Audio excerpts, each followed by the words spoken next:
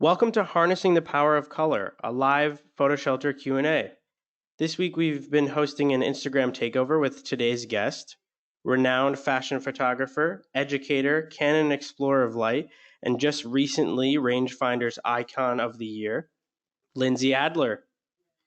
She's here with us today to talk about basic color theory, making an impact with your use of color, and how to step up your photographic style. Lindsay, welcome. We're so excited to have you. Thank you so much for having me. I'm excited to be here. I was really happy that you invited me to talk about whatever I wanted, which was really nice because then I could talk about things that I'm passionate about. And as you can see by my profile picture that I picked for the screen here, I love color. I love super saturated color, and I love color in a million different ways. So in fact, that is what I would like to share with you all today. So one of the things I get asked quite often is people are usually asking me questions about how I achieve certain saturated colors in my work. You know, they'll say, oh, is it a lighting trick? Or, oh, is it something that you're doing in Photoshop? How are you doing this effect? Is it your camera or camera and lens combination? Like, what thing is it? And the secret is that it's everything. Powerful color is achieved every single step of the photographic process. So I want to take you through that and how I think about color in my work. If you know my portfolio, if you've seen my work, whether it's Instagram or whether it's on PhotoShelter, you know that I basically go two directions. I use high contrast black and whites, or I use crazy, super saturated, purposeful color that grabs your attention. And I think one of the reasons that I've done this through the years is that I've found that with so much good imagery out there, that I have to find a way to stand out and to get people to stop and pay attention to my work. And so one of the ways that I do that is through the purposeful use of color. So that's what we're going to walk through today. Can you pop me onto that next slide? Sure. There we go. Perfect. Okay, cool. So when I think about photography and preparing for a photo shoot, I think of really three important parts of the process. And so you see them here on the screen. The preparation and design part, the concept, coming up with planning the shoot, my lighting, and my post-processing.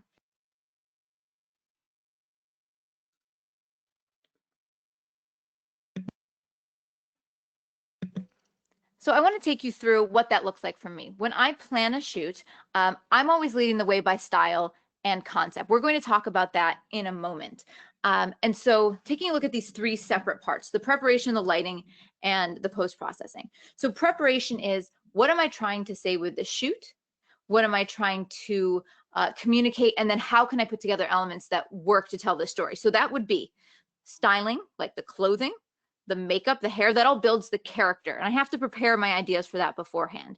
And then the set, like the background that I choose. Are we going on location? Like, what can I do to give myself the best elements to work with on the shoot day? Because what a lot of people do is they show up and hope to be inspired. But what I do is I prepare, I try to get a bit inspired beforehand. And then on the day, I can be even more inspired because I have all this cool stuff in front of me. Okay, so you have your preparation, and then you have the actual shoot day. And the shoot day, you can start thinking about color when it comes to lighting. Are you going to play around with white balance? Are you using warm or cool colors? Maybe you're going to introduce gels, and maybe you don't use color at all in that process. And then the last part is color in post-processing, which would be adjusting white balance and color grading, and maybe you're just selectively adjusting color. So as I approach a shoot, I know that if I want the most successful image, I think about the idea before the actual shoot, and then I say, okay, is it going to be achieved through the makeup, or maybe it's the lighting, or maybe it's the after part, maybe it's the post-processing, or maybe it's all of it. So for example, the picture that you see here on the right, the idea behind this is I wanted to play off of the location. So that was the first part. That was the preparation. I knew the location. And so when it came to the lighting, what I decided to do is actually cool down the white balance. I was shooting at a tungsten white balance to give this silvery look to her skin and to the environment. And then I said, you know, another really cool way to integrate her into the environment would be to add a gel. So let me add blue to the scene. And so you can actually see there's a little bit of a blue gel light filling in the shadows on the left-hand side of the face. And then the last part of this is that in post-processing, I actually made it even a little bit more blue and I pumped up the saturation. So it was no one part of the process, it was all of it together. And that is exactly how I try to approach this entire way that I think about color.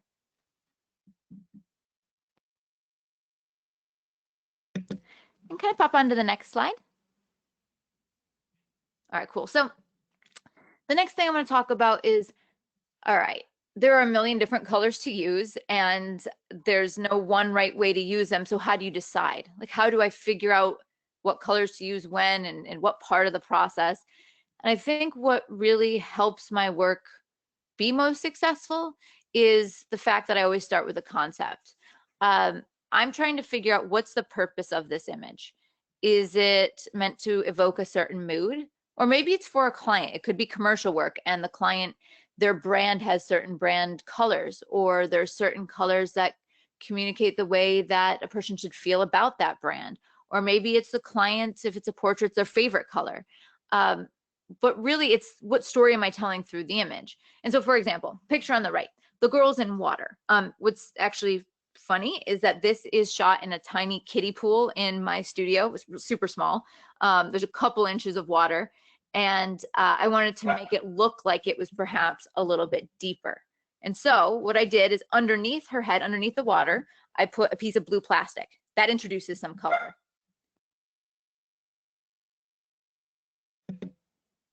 And then next, in that photograph, what else I did is I added some blue to the shadows. So by adding a blue gel, you can see on the right-hand side of the face, you see that there's blue integrated to look like there's light maybe bouncing around in the water. Again, it's around the concept to make it look like we're actually on location someplace exotic when in fact we're in a kiddie pool. So I knew the idea, tropical. This was actually an editorial that went in Elle magazine. And I use color to set the mood and to transport you someplace other than a cold studio in New York City. Instead, make something more, a little bit more summer in theme. Okay, so let's talk about color theory and the color wheel. You've probably seen this before, and it might be something that you're familiar with, but don't necessarily know what to do with. And so that's why I want to introduce you to color theory. Now, in particular, I recommend that you visit a website, it's completely free, that will help you out with an interactive color wheel. It's color.adobe.com. And what's really nice about the color wheel is if you know how to look at it properly, if you know how to analyze it, what it actually does is it tells you what colors play nice together, what colors will work together harmoniously, which is something that's literally called color harmonies. Why I like color.adobe.com so much is that, let's say as you're planning your shoot, you know one color that you are going to use. For example, you know that you are going to use the color red. What you can do is you can pop in the color red, you can click on the exact color, and then from there, you can, on the left-hand side, see where it says change color harmony? You can click on that and it will tell you other colors that play nice with red. And so it'll say, oh, this is one approach, this is another color. So for example, it would help you choose your background, or maybe a gel to have to your lighting, or maybe makeup that would play together nicely. So I'm going to show you how I use the color wheel to make my photographic color decisions. So to dive into that, there's a lot of information here, and don't worry, I am going to show you what each of these elements mean. I don't want you to look at this and just kind of gloss over. You're going to actually see real life examples of this. So color harmony, as I mentioned, harmony means obviously things working together to be pleasing. And so there is no one right harmony. There's several different ways that color can work together. All right, so let's look at the first one. The first color harmony is monochromatic. What it means is you choose one color, one base hue. This is the one that is going to be dominant throughout the image. So what it means is you could pick the color blue, for example, and everything in the photograph is different values, different tints, different shades of that blue. So it could be a dark blue in the shadows, a lighter blue in the background, a blue gel on the face, right? I use this all the time because it is very bold and it screams color. I use red on red on red, blue on blue on blue. You see this constantly from me. Next up, one that I enjoy as well is analogous color. Now you can see from what's selected that analogous color are colors side by side one another on the color wheel. So it doesn't have to be 3. In this case, it's 3. It could be 2. It could be 3. It could be 4.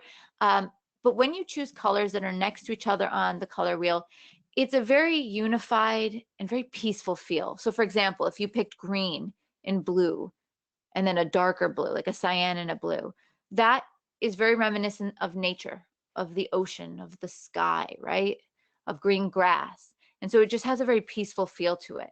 On the other hand, you could also go with reds and oranges and yellows, and that's the colors that you would see in a sunset. So it's just a very peaceful color palette, whether you choose warm or cool tones. Next up is one that we've probably all heard of, complementary colors, colors that are opposite one another on the color wheel. So we all know red and green, for example, is a complementary color.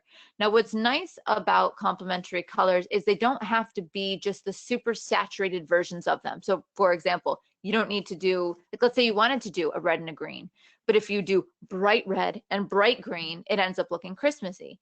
But what if you do a really deep red and a really desaturated green, or maybe you go for a really bright red and just little subtle hints of green?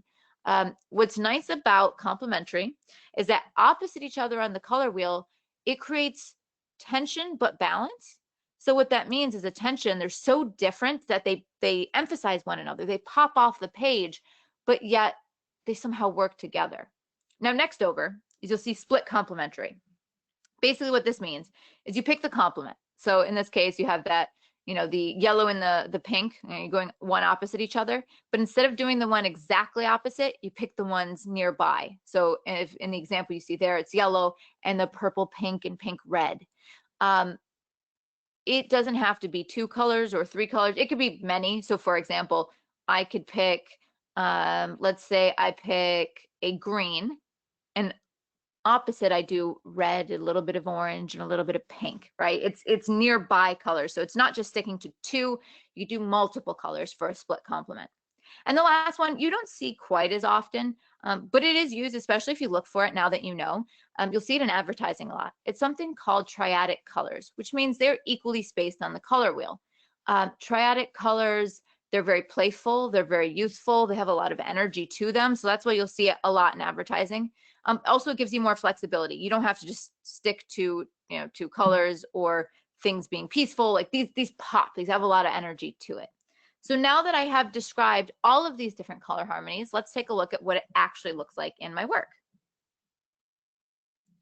All right, so first up is monochromatic. I mentioned that before, and I actually mentioned the blue before because that's what I knew was coming up in my portfolio here. When you select monochromatic, look at how you see the dark blue in the hair, the blue of the gel on the cheek, the blue in the eye makeup, the blue of the dress, the blue of the background. Every color is a different version of this blue. Now, just so you know, there is obviously, you see the red lip there. An image can be monochromatic and then have a pop of color somewhere. It means that predominantly most everything in the image is one color. You will see a lot of my work where it really truly is just one color.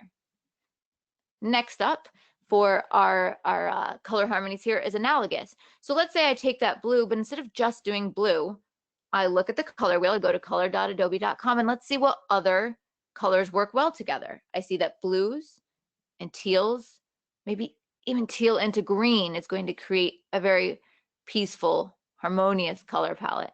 And so that's what you see. You see that teal in the background, a teal gel on the as a rim light, a blue gel as a fill light, her blue outfit. And so I'm purposely picking all colors that are going to make this very peaceful feel.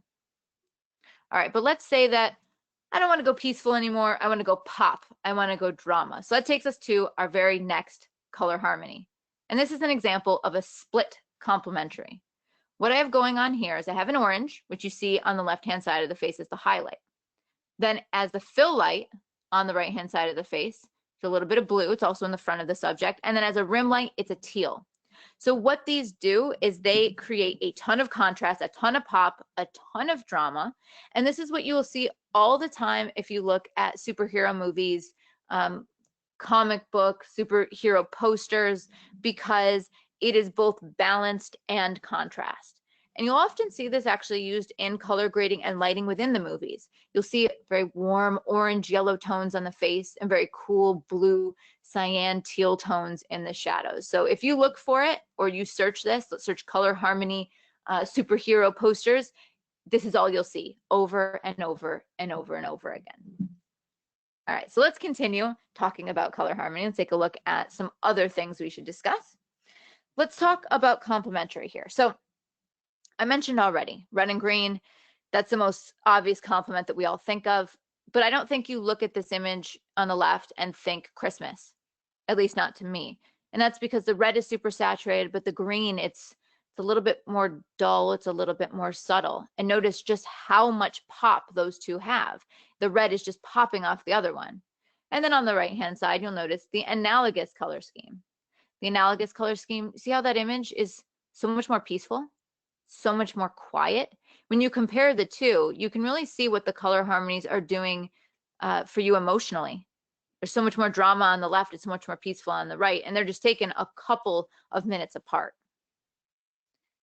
So next up, let's talk about warm and cool, and then I'm actually going to take some questions. So if you have some questions, get them saved up, and we'll take a look at one or two more slides.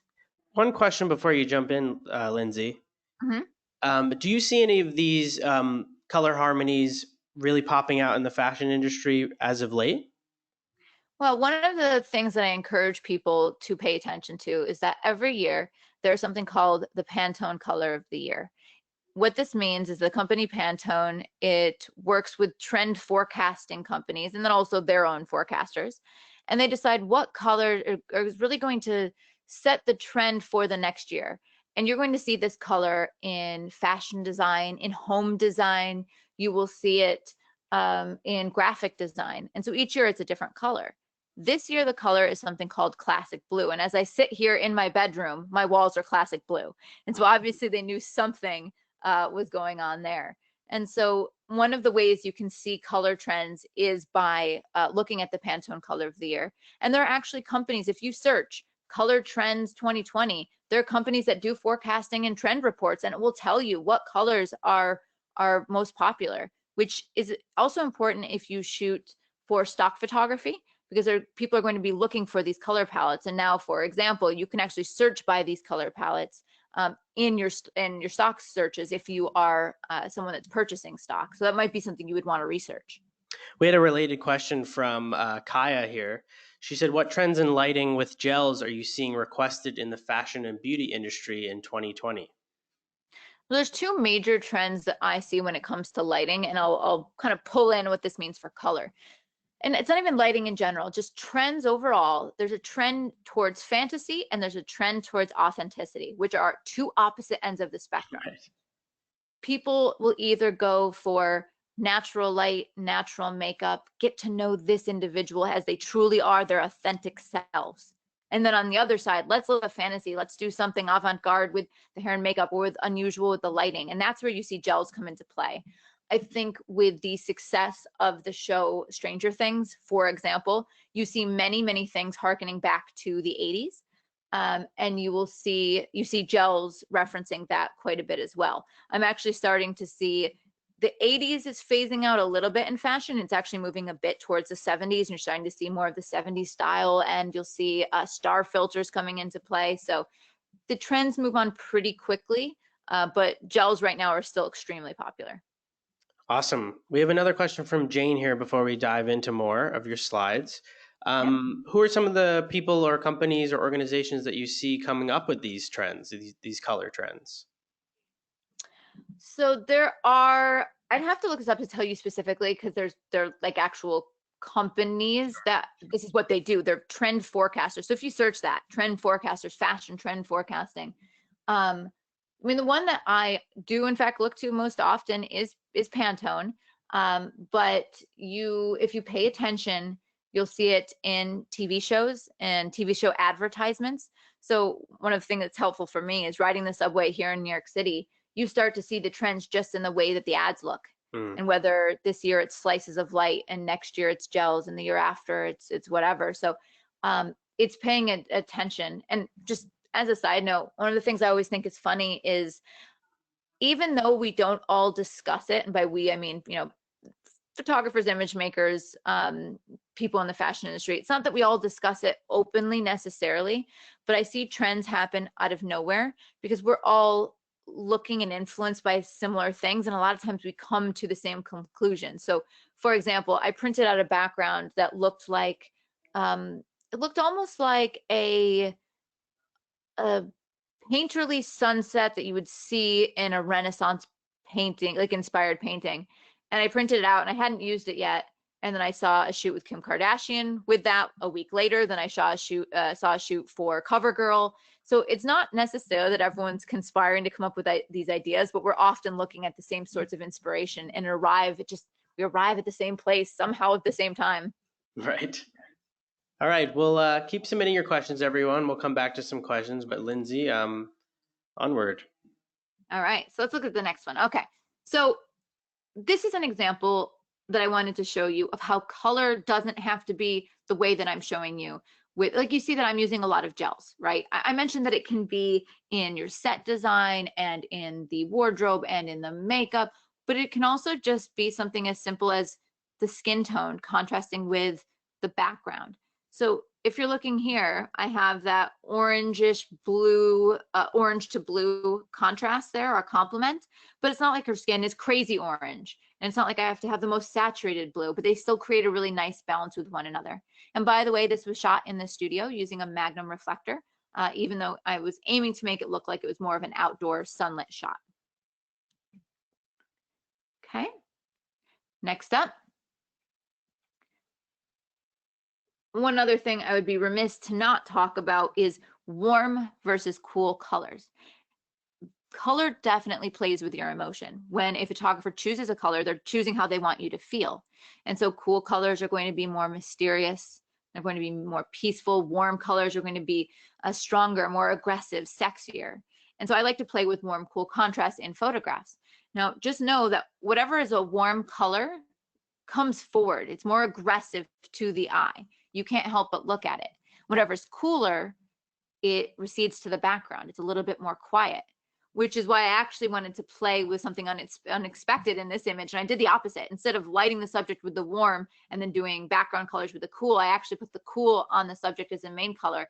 And I balanced it out so the eye was still looking there by making it a bit brighter. That's how I was able to trick the eye so you still know where to look, even though warm colors come to the forefront.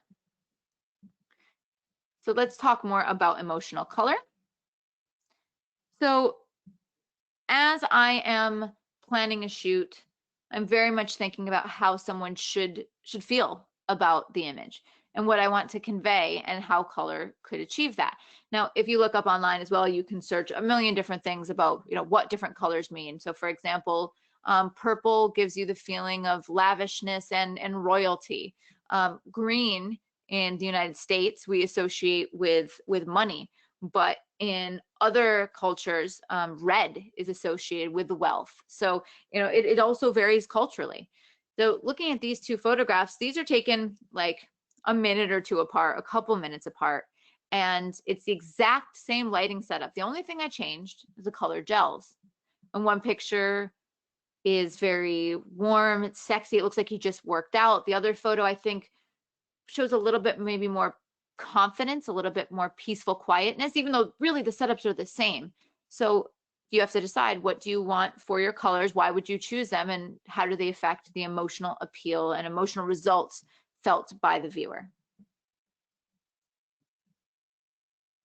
Same idea, different example. I have a warm, cool contrast here. Fundamentally, these images are made with the exact same lighting. They're really achieved the same way. On the left, however, I chose red because it was reflecting the product.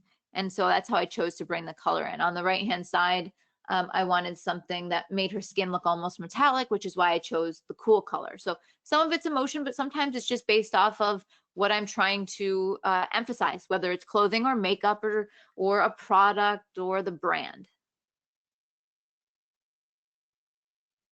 So what I would like to do now is I would like to take a look at some of my photographs. And as we do so, we'll take a look at what we just talked about. We're going to take a look at the color harmonies, the color theory that I was using in the images. but also at what point of the process I chose to utilize them. Did I choose the preparation, the set design, the makeup, or did I add it through lighting, or did I add it through post-processing, or did I add it through all three? So let's dive in.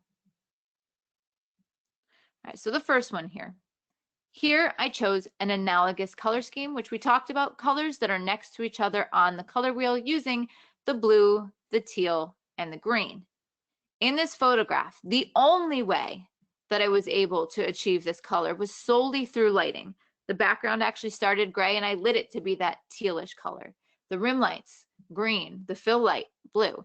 Now, one of the reasons I wanted to include this image is because I used an unexpected color. I don't think that you would very often see green gel for, really a green gel chosen for lighting. But when you're using color theory, it can be done so effectively rather than just throwing green at something, it looking weird on the skin and not working. So color theory helps me out here. All right, next up.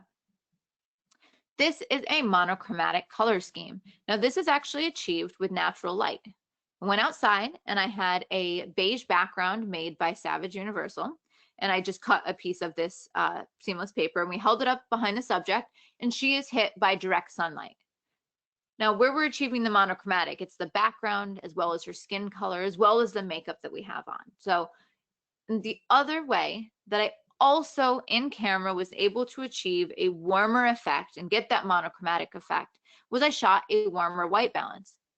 This is not what you would have seen out of camera if I were shooting daylight, which is what you're supposed to shoot when you shoot sunlight.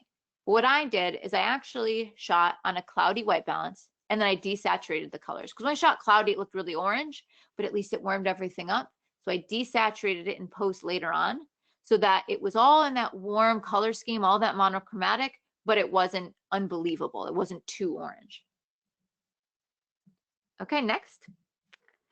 Now here's a different look at this. The first image was monochromatic, or the image we just saw was monochromatic in a peaceful way. But this is monochromatic in a very aggressive way. And why is it aggressive?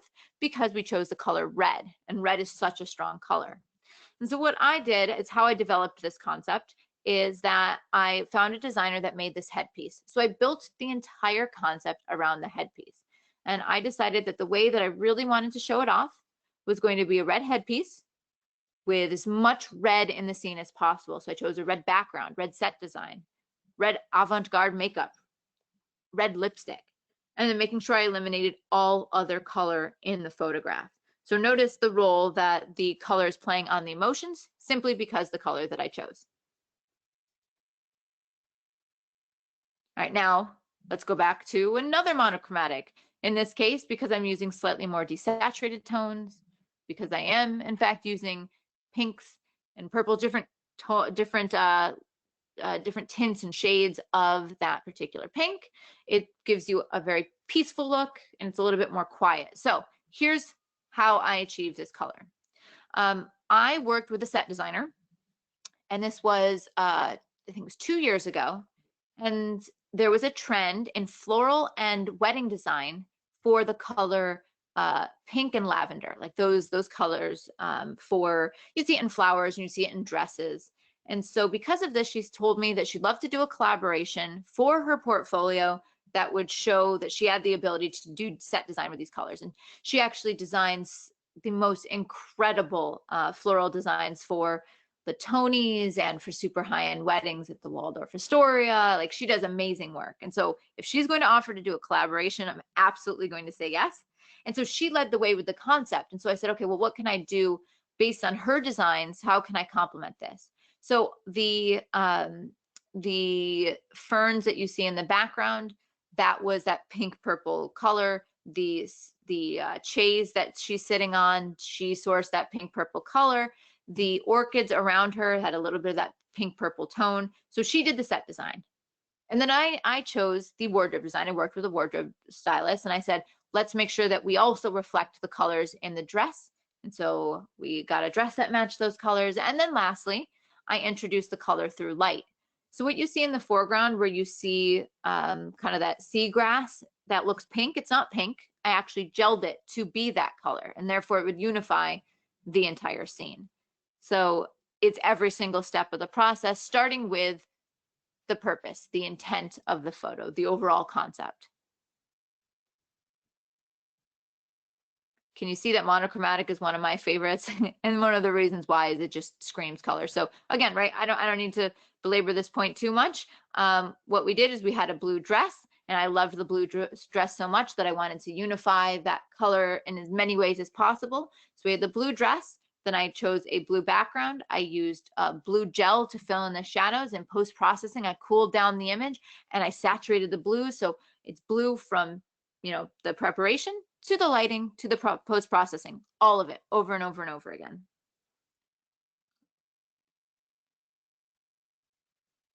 All right, so here's one that we have talked about. The red and green, but without looking too Christmas. So of course the green is in the leaves, the red is in the flowers, the red is in her hair, the red is in the dress, the red is in her skin tone. One of the ways that you can make a subject pop out in a scene like this is by adding more light to them. Long story short is if there's so much red or so much green to a scene, the color, it gets very overpowering. And I think that is something I see when people are playing with color a lot. When I look at the photograph, I no longer see the subject or the purpose of the image. I only see the color. So it does help to place your subject in an important part of the composition, also light them in a way that's a little bit brighter. So you can see that the complementary color was chosen through the set design, the wardrobe, and then also I selected a model in this case with hair that complemented the scene. All right, so here's an unusual one, right? An unusual one is split complementary. It's not quite as popular. It's a little bit harder to think about. So to be honest, this actually didn't in the beginning start off where I planned on doing split complementary. And again, split complementary is instead of doing the colors that are opposite each other on the color wheel, I did the colors that are, it's the color opposite, but then the ones nearby the opposite. So I began doing an analogous color scheme, actually. I was doing pinks and purples and blues. I worked with that same set designer again, and this is actually a workshop that I do. It's a floral intensive workshop, and this is shot right in my studio, and she designed this. And so originally what we had was lots of pinks and purple flowers. So I decided, okay, well, I can play with this and have an analogous color scheme. Let's add some purple and pink gels. And then I added some blue and the fill. And so it was just very peaceful. But the floral designer, she actually decided that, you know what would make the image pop a little bit? A complement to those. And so you see the little kisses of the yellow flowers throughout the scene. So how did she know to do that? Well, she's an artist just like us. She's looking at the same color wheel as we are. She knows about split complementary. She knows color theory. So it's not just something that's unique to photography. It's something throughout the art world. And so we can work together to decide how we can put a color theory into place. Lindsay, before we jump forward, we have an awesome question from John. Mm-hmm. He says, how can someone who shoots primarily nature, landscape, and outdoor things make the best use of color theory? Totally. So there's a few different ways that you can do this. First of all, one of the approaches is simply to train your eye to see when there are interesting color theories happening in front of you. This is one of the things I find so amazing that is not how my eye works. I don't obviously shoot very much landscape, but when I do travel photography, my eye is now trained to go, oh, look at that beautiful analogous color scheme. I'm looking for them playing together. Or I'll see, oh, now I'm looking and I see a guy in an orange shirt. Let me see if there's an environment around where there's a cooler, more blue background. So it's more trying to analyze when there's an opportunity to take advantage of a color scheme that already exists in nature, already exists in reality. And then the other thing that you can do as well, as long as you feel free to be creative in your work, is you can do so a little bit more in post-processing. So for example, there might be a sunset that it was okay with color, but there's something colorful in the foreground. And can you change the color of the sunset to be a complement? Can you saturate it? Can you shift the hue? So you take creative freedom to introduce a color theory. And in nature, most often, you are going to see analogous all the time. Whether you like it or not, you'll see analogous everywhere. Awesome. We have a question about lighting here. What would you recommend for a portable lighting setup? What flash, umbrella, or reflector, etc.? So here's the thing. That question, the reason it's slightly broad is there's a couple of things you have to think about. One is this something that you're doing yourself? Is this something you need to be able to set up and have no assistant? It's just you. The next part is, do you know studio lighting? Do you actually know flash, portable lighting, or are you trying to work with natural light? And then the last part is, what's your budget? So if I had to look at this question and just say, okay, I'm assuming you mean flash because it's you're asking, kind of what kind of kit or what kind of gear do you need? And let's just assume I can say you have unlimited budget. I would go with a ProPhoto B10 Plus. I'm obsessed with it right now. It's fantastic. It's this small little flash. It's super tiny, but it has 500 watt seconds. It's a tiny little battery. I get fast recycle times. It's fantastic. And it's also light, so it's easy for you to take out on your own. But other than that, it's, analyze the environment. There's often beautiful natural light there that you can work with to create a flattering photograph. But when you have a strobe, then you can transform a scene. So depends on what you're trying to do. Awesome. We'll continue with more questions after this next section. All right, so right now I wanted to talk about gels simply because I've been using them so much, and I don't want you to think that gel photography is the only way to achieve color, right? We've talked about it. It certainly isn't, but I use it all the time. And I did want to mention, if you want to learn more about gels, I actually have a tutorial at the link that you see there that I put out pretty recently that is all about how to achieve super saturated colors in your photographs. Because a lot of times people try to use gels and they don't actually understand the science behind it. And so the colors, they get washed out and they mix together. So let me just show you how I use gels and why they excite me so much. So gels, one of the reasons I like them so much is that they can add emotion and they change the mood of a photograph. So you actually saw that earlier on with the fitness photograph with the warm color and the cool color. The only way that I changed the color there was through gels. The other thing I can do is I can look at something in the frame and I can say, let me add that color of gel to unify it. So in the example in the very beginning, the girl on the blue background outside, if I wanted to unify her with that background, make it more of a monochromatic image, I could add a gel to do so. Or I can look at a dress she's wearing or the makeup she's wearing or whatever it may be to unify color or to create color harmonies in the frame. And then the last reason that I like it is I said there's two trends that are really popular now in imagery. It's authenticity and fantasy. And so by adding gel to a scene, you clearly put yourself in the fantasy category. You separate the imagery from reality. So just some examples of when I'm using gels to the max. Gels don't have to be used as the main light and the background light and the fill light, but that's exactly what I'm doing here. And as I'm choosing my colors, I'm either choosing warm, cool complements, or for example, the picture on the right, what does that look like? We should all know now. It is an analogous color scheme. And so the colors that I'm selecting from my gel kit, the way that I'm selecting them is by looking at a color wheel. And then you'll notice left-hand side, same thing we talked about before, right? Warm colors come forward, cool colors recede, so that yellow just pops. But the reason I use gels for imagery like this is it's really, really powerful for very graphic imagery. And so it is great for album covers or for advertisements, because you can't help but look at the color in that image and you can't help but look at the graphic elements. Picture on the left, using two blue gels and a softbox. I mean, on the right, is the two blue gels and a softbox. Just more color. Yep, you can go to the next frame. More examples of color, color, color, so much color. And these two photographs are actually both in my color gel tutorial. In fact, I show exactly how these images were achieved. And you can actually see that in the next slide for the little peek behind the scenes of the companion guide that goes along with that tutorial. And it looks like something like that. So it is the entire setup, everything from behind the scenes to distance of light to power of light, etc. So this is a good place to pause and see if people have a couple more questions, and I'll wrap it up and we'll take some final ones at the end. Absolutely. We have a question from Steven. How do you decide which adjustments to make in camera and which to do in post-processing? Sure.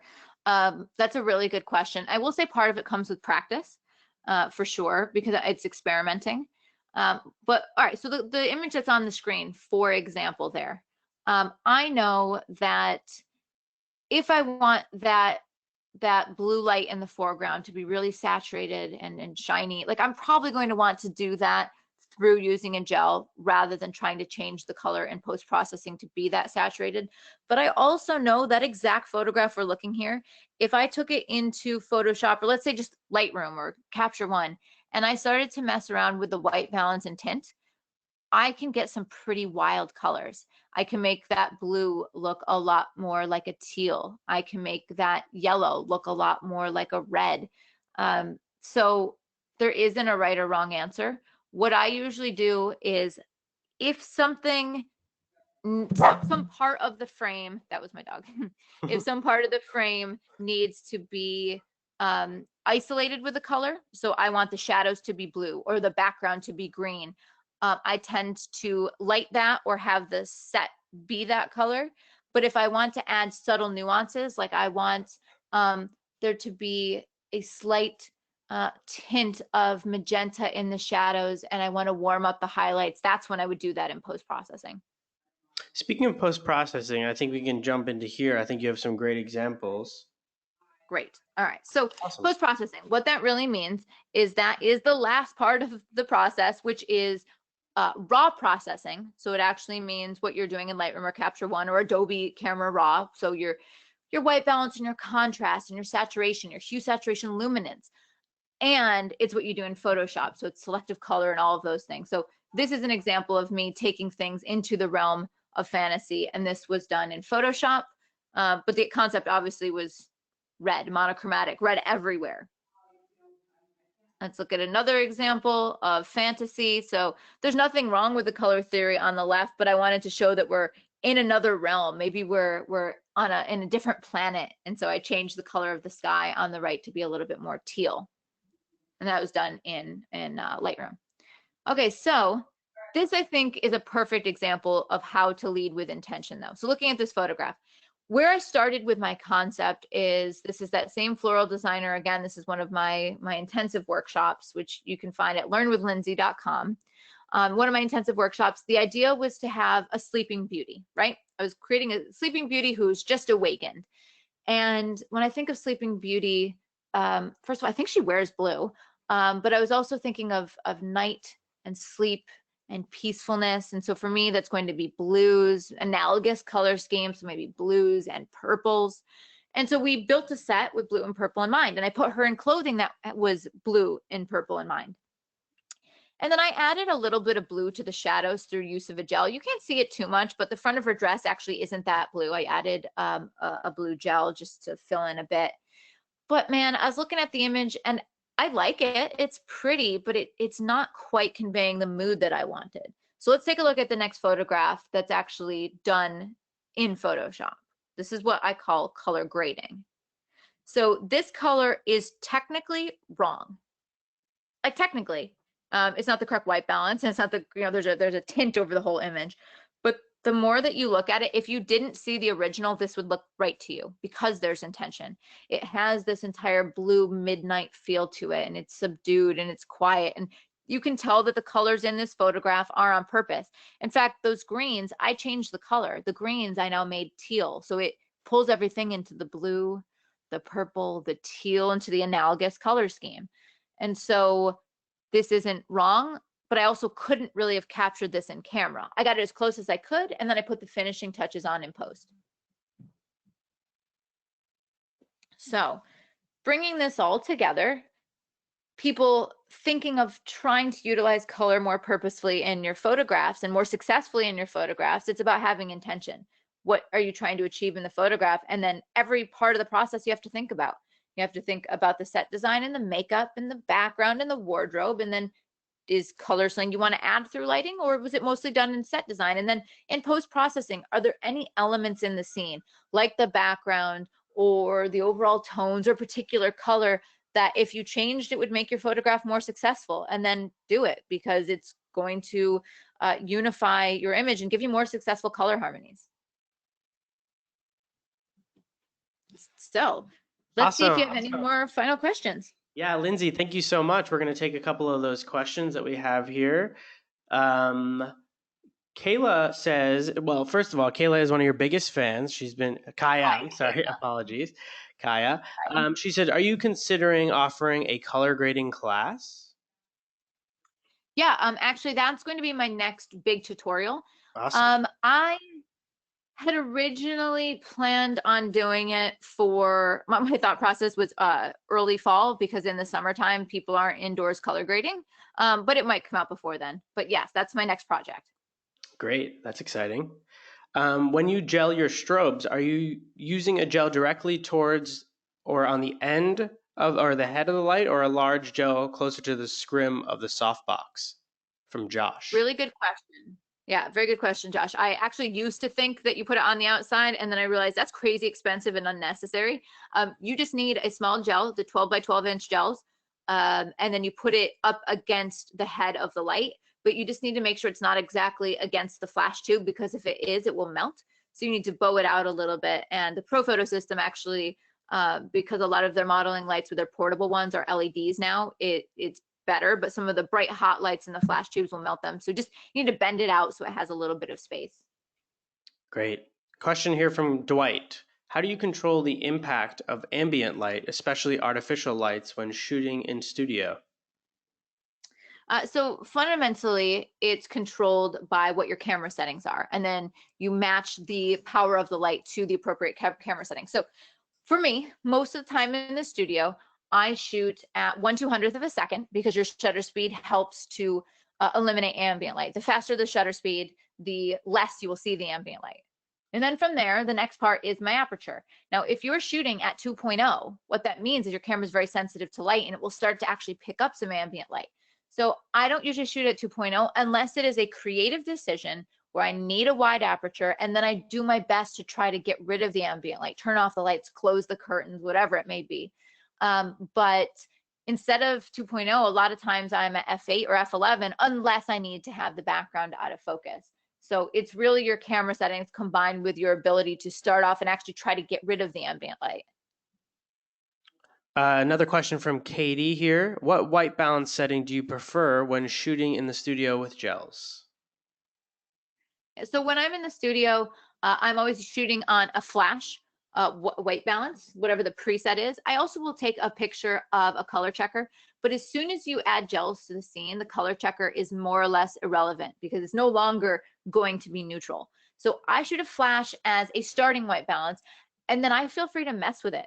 I play around with creative white balances because you're already introducing color that's not real. So feel free to mess with it. The only color that you need to be aware of is your skin tone if it's meant to look accurate. But a lot of times I desaturate it or mess with the skin tone as long as they don't look sickly or green. Sometimes it'll just look creative if it's inaccurate when there's gels. Awesome. Jim here says he'd like to let you know that your posing guide has been a great help. And we have a bunch of people Thanks, Jim. here just, appreciating your expertise. Um, Thanks. all right, everyone, we are almost done here, but we're going to take a few more questions. Before we do, I want to make sure that everyone definitely go check out Lindsay's PhotoShelter website, lindsayadlerphotography.com. Beautifully built, such a great portfolio. If you want to learn more about what Lindsay is all up to and get more from her, more insights and tips and tutorials, you can get her free creative studio lighting guide by going to lindsayadler.photo/harness. If you're not a PhotoShelter member and you'd like to learn more about how our tools help photographers like Lindsay show, sell, deliver, and organize their photos all from one place, you can visit photoshelter.com, click pricing at the top, and enter the code Lindsay2020 for a 14-day free trial plus 20% off your first year of our standard plan. Let's see if we have any more questions. We're going to wrap up in about 10 minutes, but we do want to take any last questions. So submit those questions and we'll let Lindsay know. Let's see. All right, we have a question for you, Lindsay. Do you use gels on small light heads or larger heads? Any difference on the quality of light by those head size? Really, the head size doesn't matter. I mean, technically, the smaller the head, the harder the light will be.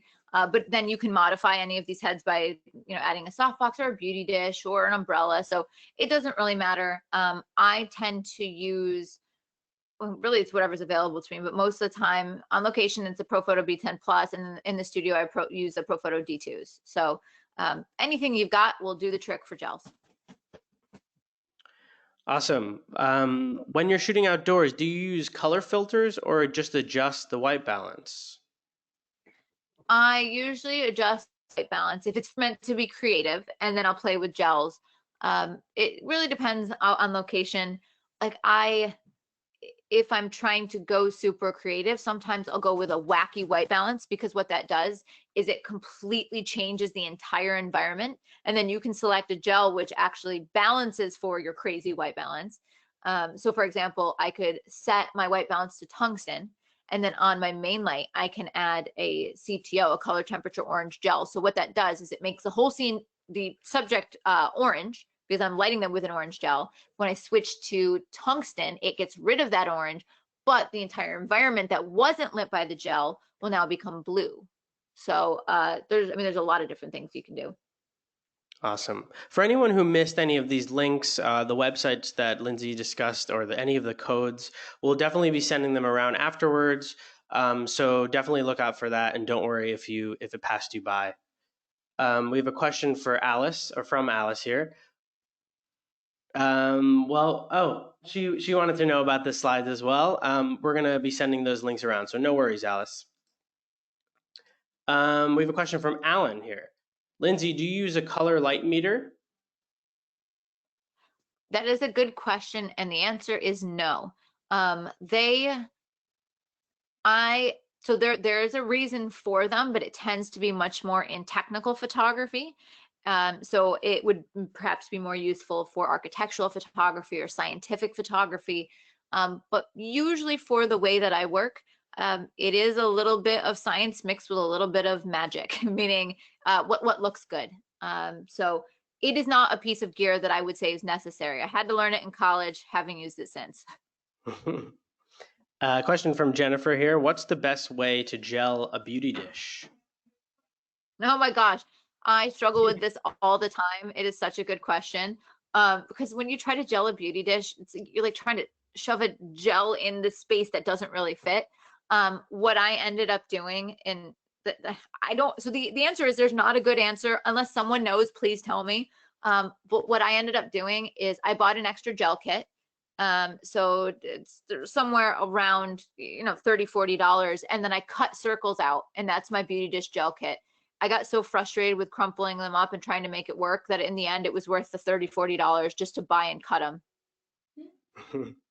Question from Anthony. Do you find it's more versatile to cut light with a flag or a gel?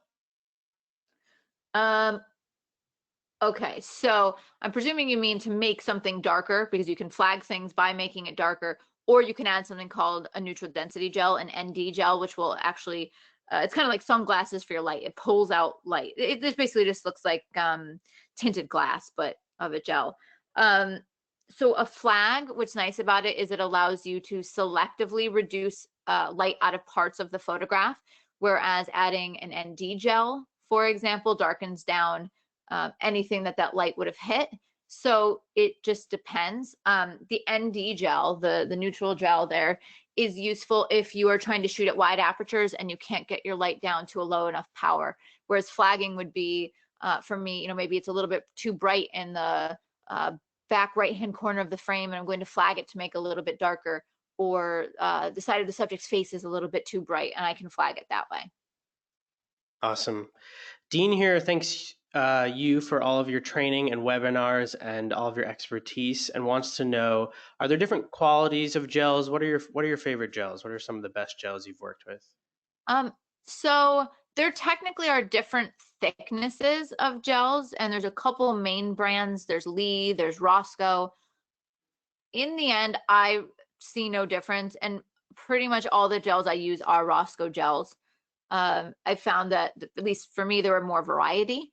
of them. And I like the saturation, and like I'm sitting here literally next to me, I'm holding, it's like a 2.5-inch thick pile of little sample Roscoe gels. If you search online, I don't know, you can get them, you can get this sample kit for like under $5 of hundreds of colors. And I really like that because I can actually hold in my hand and see what colors I like and then order them individually as the 12 by 12 inch. So yeah, there are different types, but the Roscoe ones are the ones I use. Awesome. Another question here. Once you set up your lights with gels, do you photograph a color checker to get accurate results in post and then start color grading?